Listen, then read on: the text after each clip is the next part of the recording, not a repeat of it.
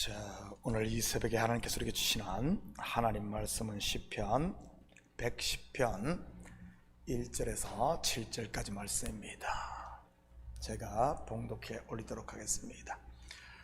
여호와께서 내 주에게 말씀하시기를 내가 내 원수들로 내 발판이 되게 하기까지 너는 내 오른쪽에 앉아있으라 하셨도다. 여호와께서 시온에서부터 주의 권능의 귀를 내보내시리니 주는 원수들 중에서 다스리소서. 주의 권능의 날에 주의 백성이 거룩한 옷을 입고 즐거이 헌신하니 새벽 이슬 같은 주의 청년들이 주께 나오는도다. 여호와는 맹세하고 변하지 아니하시리라. 이르시기를 너는 멜기세덱의 서열을 따라 영원한 제사장이라 하셨도다. 주의 오른쪽에 계신 주께서 그의 노하시는 날에 왕들을 쳐서 깨뜨리실 것이라. 문나라를 심판하여 시체로 가득하게 하시고 여러 나라의 머리를 쳐서 깨뜨리시며 길가의 시냇물을 마심으로 그의 머리를 드시리로다. 아멘. 좋은 아침입니다. 우리는 어제 새벽에 다윗이 지은 시의 특징에 대해 살펴보았습니다. 다윗의 시, 바로 오실자의 표상인 예수 그리스도의 이야기를 담고 있는 것이 많다고 했습니다. 오늘 시편 또한 다윗의 시로 예수 그리스도에 대해 예언하고 있습니다. 일종의 메시아 예언신 것이지요. 같이 살펴보면서 우리가 믿는 예수 그리스도는 어떤 분이신가 같이 공부해 보도록 하겠습니다. 1절입니다. 여호와께서 내 주에게 말씀하시기를 내가 내 원수로 내 발판이 되게 하기까지 너는 내 오른편에 앉아있으라 하셨도다. 여기서 내 주는 누구를 말하는 것이겠습니까? 분명 이 시는 다윗이 썼는데 말이지, 다윗이 말하는 주 말입니다. 그런데 놀랍게도 오늘 구절을 예수님께서 직접 인용을 했다는 사실 아십니까? 확인합니다. 마태복음 2장 41절에서 45절입니다. 바리새인이 모였을 때 예수께서 그들에게 물으시되 너희는 그리스도에 대하여 어떻게 생각하느냐? 누구의 자손이냐? 대답하되 다윗의 자손이다. 이르시되 그러면 다윗이 성령에 감동되어 어찌 그리스도를 주라 칭하여 말하되 주께서 내 주께 이르시되 내가 내 원수를 내 발 아래에 둘 때까지 내 우편에 앉아 있으라 하셨도다 했느냐? 다윗이 그리스도를 주라 칭하였은즉 어찌 그의 자손이 되겠느냐 하시니. 여러분, 왜 예수님께서 바리새인들에게 이 말씀을 하셨을 것 같습니까? 바로 그들의 잘못된 메시아관을 바로잡아주기 위해서 했던 것입니다. 그렇다면 바리새인들 그리고 당시 대부분의 유대인들이 기다리고 있는 메시아는 어떤 메시아였습니까? 다윗의 후손으로 오셔서 이스라엘을 로마의 지배로부터 해방시켜 줄 소위 정치적 메시아였습니다. 소위 영웅 말이지.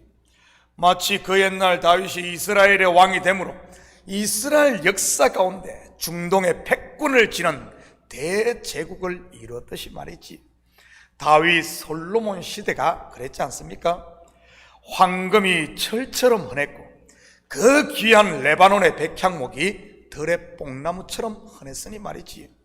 정복한 나라들로부터 받은 조공으로 인해 말입니다. 그런데 하나님이 보내신 메시아는 어떤 분이십니까?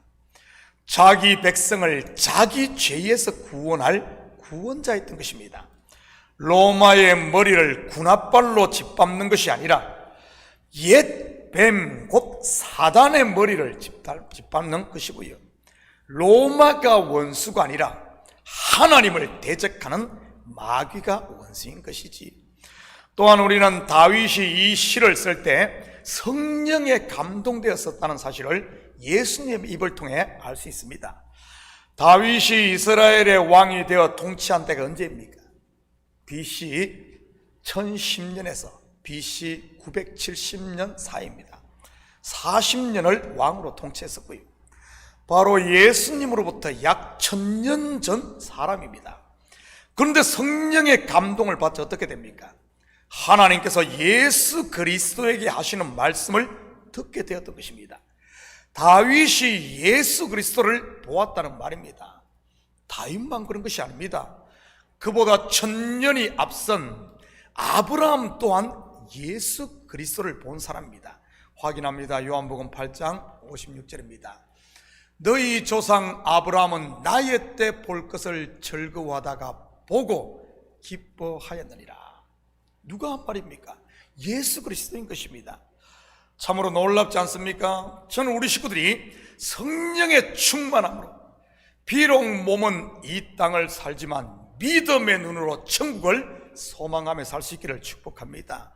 매 땅에 매이고 오늘에 매이고 현실 문제에 사로잡혀 한숨으로 살지 마시고요. 여러분, 교회가 무엇입니까? 헬라어로 에클레시아, 바로 세상으로부터 부름받은 사람들의 모임 아닙니까? 다시 말해 세상으로부터 나온 사람들이라는 말입니다. 그래서 성도는 세상의 발을 디디고 살지만 세상에 속한 것이 아닌 하늘에 속한 사람인 것이고요. 이것을 사도 바울은 우리의 시민권은 하늘에 있다고 했던 것이고요. 그렇다면 다윗이 본 것은 무엇에 대한 것이겠습니까? 원수를 발판 삼기까지 하나님 우편에 앉은 예수님의 모습 말이지. 먼저 이 원수가 누구겠습니까? 옛뱀 사단 아니겠어요? 인생들에게 죄와 사망을 가져온 원흉 말이지. 이 사단의 머리를 예수님께서 그 아들의 피권세로 밟아 버리자 어떻게 됩니까? 바로 예수님께서 하나님의 우편에 앉게 됩니다. 하나님 우편에 앉는다는 말은 권세 곧 왕으로 다스린다는 의미인 것이고요. 2절입니다. 여호와께서 시온에서부터 주의 권능의 큐를 내보내시리니 주는 원수들 중에서 다스리소서. 주의 권능의 큐는 왕의 손에 들려진 지봉 또는 지팡입니다. 주는 원수들 중에서 다스리소서. 무슨 말입니까? 지금 우리의 상태를 말하는 것 아니겠어요? 옛 뱀의 머리는 밟혔지만 그래도 꿈틀거리는 상태, 바로 광야 교회를 사는 성도의 상태인 것이지요. 예수 그리스도의 핏값을 지불하고 샀기에 영혼은 손대지 못하지만 성도들의 마음에 가라지를 뿌리고 시험을 주 하나님 나라를 누리지 못하게 하는 것 말입니다. 그러니 거듭난 성도는 반드시 주의 다스림을 받아야 하는 것입니다. 그렇다면 어떻게 예수님의 통치를 우리가 받을 수 있겠습니까? 예수님을 나의 왕으로 모시고 그분의 말씀 앞에 나를 첫 복종시키면 되는 것입니다. 바로 말씀 앞에 나를 부인하는 것 말이지. 그러면 은혜와 평강에 예수님이 다스리는 하나님의 나라를 누릴 수 있는 것이니까요. 3절입니다. 주의 권능의 날에 주의 백성이 거룩한 옷을 입고 즐거이 헌신하니 새벽 이슬 같은 주의 청년들이 주께 나오는도다. 주의 권능의 날이 언제겠습니까? 여러분, 예수 그리스도의 시대, 다시 말해 신약 시대 때 가장 강력한 부흥 또는 능력이 언제 나타났습니까? 바로 오순절 성령 강림 때 아닙니까? 주의 권능의 날, 바로 성령 충만이 일어난 날인 것이지요. 물론 역사적으로는 오순절 성령 강림이지만 개인적으로 말하면 내가 성령 충만함을 받을 때 가장 강력한 능력이 나타난다는 겁니다. 저는 우리 식구들이 성령 충만을 받음으로 주께 즐거이 헌신하고 하나님 앞에 청년으로 살 수 있기를 축복합니다. 성도가 성령 충만을 받지 못하면 초로 인생이 되고 마는 겁니다. 젊은 사람이 나만이처럼 사는 것 말입니다.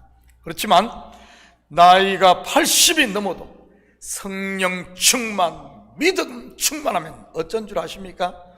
이 산지를 내게 주소서. 바로 갈렙과 같이 청년으로 사는 것이지. 4절입니다. 여호와는 맹세하고 변하지 아니하시리라. 이러시기를 너는 멜기세덱의 서열을 따라 영원한 제사장이라 하셨다. 여러분, 멜기세덱이 누구입니까? 멜기세덱은 의의 왕이라는 뜻으로 살렘 왕입니다. 이 살렘은 예루살렘을 일컫는 것으로 평강의 왕이라는 뜻이고요. 그는 아브라함이 그돌라오멜과 동맹한 세 왕을 물리치고 조카 롯을 구해 돌아올 때 아브라함과 그의 종들에게 떡과 포도주를 주고 지극히 높으신 하나님의 이름으로 축복한 사람입니다. 아브라함은 자기가 취한 탈취물의 10분의 1을 그에게 주었고요. 그래서 히브리서 기자는 예수님이 이 멜기세덱의 반차를 따른 영원한 제사장으로 소개를 하고 있지요. 여러분, 제사장의 역할이 무엇입니까? 하나님과 사람 사이의 중보자로서 제사함을 받기 위한 제사를 드리는 일입니다. 예수님이 영원한 제사장이란 말은 우리의 죄를 영원히 사하신다는 말이고요. 그에 비해 아론의 반차를 따른 제사장은요, 다시 말해 율법제사 말입니다. 우리의 죄를 없이 하지를 못하는 것입니다. 오직 예수 그리스도의 피만이 우리를 영원히 깨끗게 하시는 것이고요. 5절입니다. 주의 오른쪽에 계신 주께서 그의 노하시는 날에 왕들을 쳐서 깨뜨리실 것이라. 이때가 언제겠습니까? 심판의 날인 것입니다. 물론 역사적으로 말하면 주의 재림의 때를 말합니다. 그런데 역사의 종말만이 종말의 다가 아닙니다. 바로 개인적인 종말도 있는 것이니까요. 개인적인 종말, 이때가 언제겠습니까? 하나님이 노하시는 때 말입니다. 끝까지 회개하지 않는 때 아니겠어요? 출애굽기로 말하면 바로의 마음이 완악해질 대로 완악해 그 누구의 말도 듣지 않는 때 말입니다. 그러니 10가지 재앙 곧 심판이 임한 것이고요. 가나안 7 족속으로 말하면 죄가 가득 찬 때, 그때를 말하는 것이고요. 저는 우리 식구들이 하나님으로부터 맞을 때까지 가지 마시고 빨리빨리 돌아올 수 있기를 축복합니다. 분을 내어도 해가 지기 전에 푸시고요. 그래야 다시 시작할 수 있지. 끝까지 가서 바벨탑 무너지듯 무너지면 다시는 못 일어나는 것 아니겠어요? 왕들을 쳐서 깨뜨리실 것이라. 어떤 왕들이겠습니까? 영적으로 보면 말이지요, 내 속에 있는 거짓 왕들 아니겠어요? 성도는 그리스도만이 왕인데 말입니다. 교만이라는 왕, 이 자존심이라는 왕, 나만 의롭다는 이런 왕, 미움과 원망의 왕 등 말입니다. 6절 7절입니다. 문나라를 심판하여 시체로 가득하게 하시고 여러 나라의 머리를 쳐서 깨뜨리시며 길가의 시냇물을 마심으로 그의 머리를 드시리로다. 문나라, 어떤 나라겠습니까? 사단이 지배하는 세상 아니겠습니까? 사실 여기에 계신 저와 여러분 또한 예수 그리스도가 내 마음에 오시기 전에는 그 나라에서 종살이들을 했고요.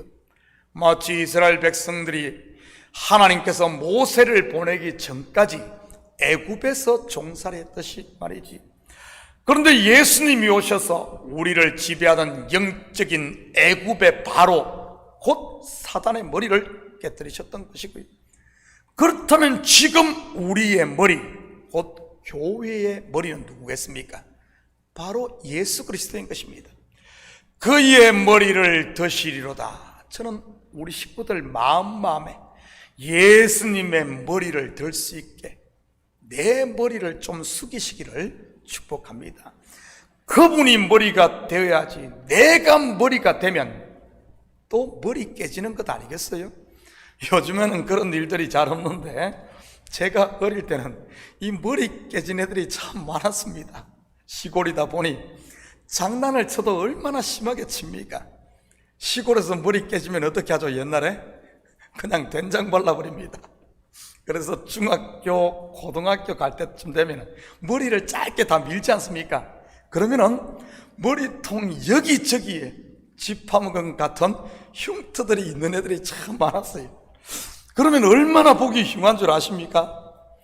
저는 우리 식구들이 내가 머리 되려고 하다가 쥐파먹은 머리 되지 마시고 예수 그리스도를 교회와 가정의 머리로, 그리고 여러분 마음의 왕으로 모실 수 있기를 축복합니다.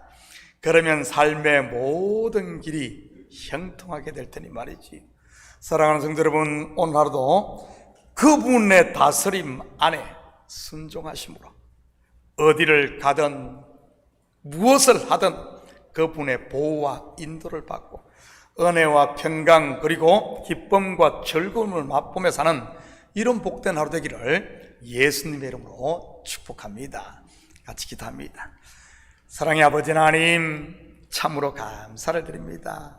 맞습니다. 주께서 사단의 머리를 밟으시고 우리 주 예수 그리스도께서 하나님 우편에 앉아 계시며 우리 각 심령의 왕으로 오시고 교회의 머리로 우리를 다스려 주심을 참으로 감사를 드립니다.